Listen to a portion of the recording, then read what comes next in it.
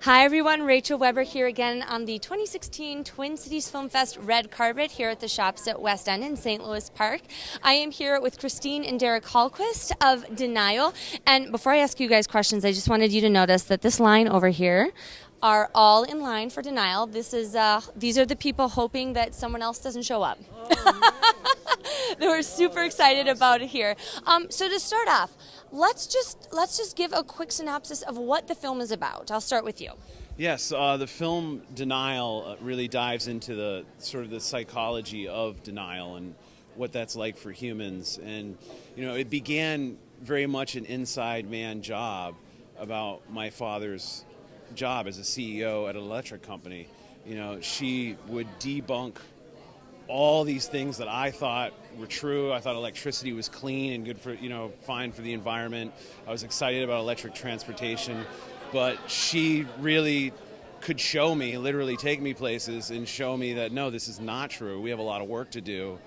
The environment is suffering and electricity is really in the middle of it. And that's got to be a major thing that we work on as, not just in the United States, but as the world. So that really, was the center point of the film until halfway into filming, 4 years deep into that subject. Christine Dad came out privately to us that she had always identified as a woman and that's who she was and that's who she wanted to be. So it was a little difficult, but it also is very similar to the big problem of electricity and not wanting to know about it. Let's keep it quiet. Everything's fine. Denial. So it was difficult, but the family agreed, and I was at first uncomfortable being on camera, but I became part of the movie as well, and it was about our family's struggle. So you really get to see, up close and very personal struggle of a family in this backdrop of the struggle of the nation and the world with climate change and energy. So you said that happened about 4 years in. How long then? I'm going to take this tangent for a minute. How long was the process from beginning to end? Well, that's actually an interesting question because the first sort of filming was actually when I was a teenager in high school. I would actually go to work and see substation upgrades, like all these nerdy things that people wouldn't be into. But I had just sort of discovered the camera as a kid and was really interested in exploring the world through the lens. So that was, one of my early subjects.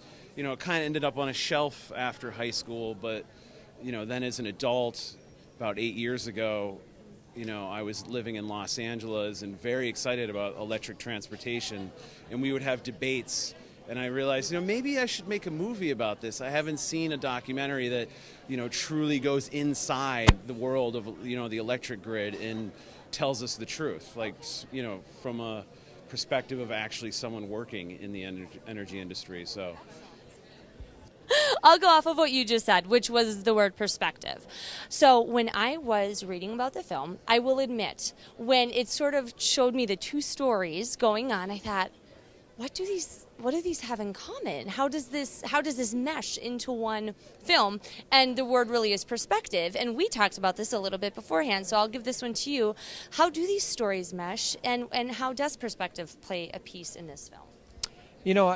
There's one of the things people want to do is they want to have a right and a wrong answer. It's, I call it the binary thinking. It's either a 1 or a 0. It's right and wrong. Mm-hmm. It's very hard for people to be in the middle and understand it's complex. Mm-hmm. And of course, the energy business is highly complex. Yeah. And dealing with climate change, there are no magic bullets. There aren't any magic solutions. It's going to take a lot of hard work, a lot of hard engineering, a lot of the things that need to get done. And we can be successful if we do the work, but it's going to take a long time. Mm-hmm. Well, the gender issue is exactly the same when you think about it. Sure. Am I male or am I female? People want us all to be male or females. Mm-hmm. This in-between part is hard for people to handle. Sure. And it's such a big issue that all I wanted to do was deny it. I was going to take the secret to my grave. Okay. But then when I reached my late 40s, I have 2 other children. We had these great relationships. They did not know my truth.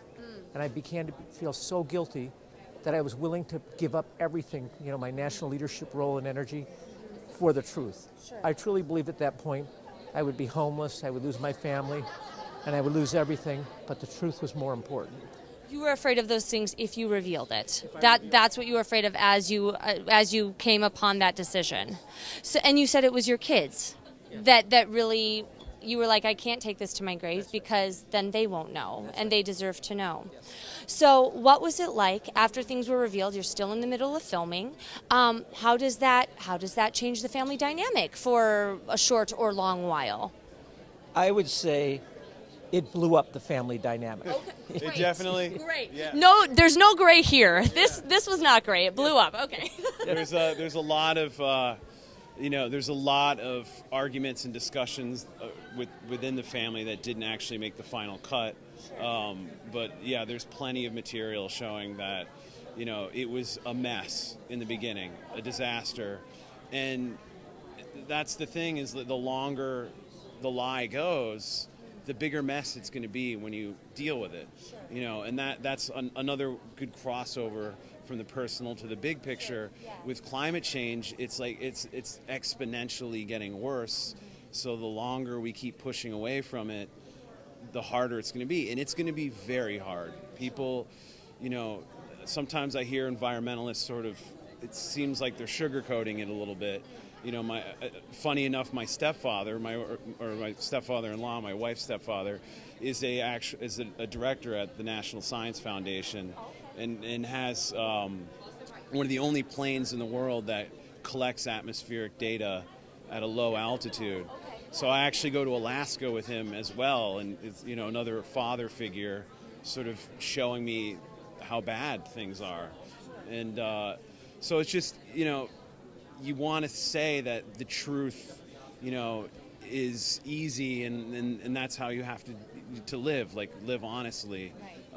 But it's not easy, but it's important because it does get easier. Now our family's a lot closer.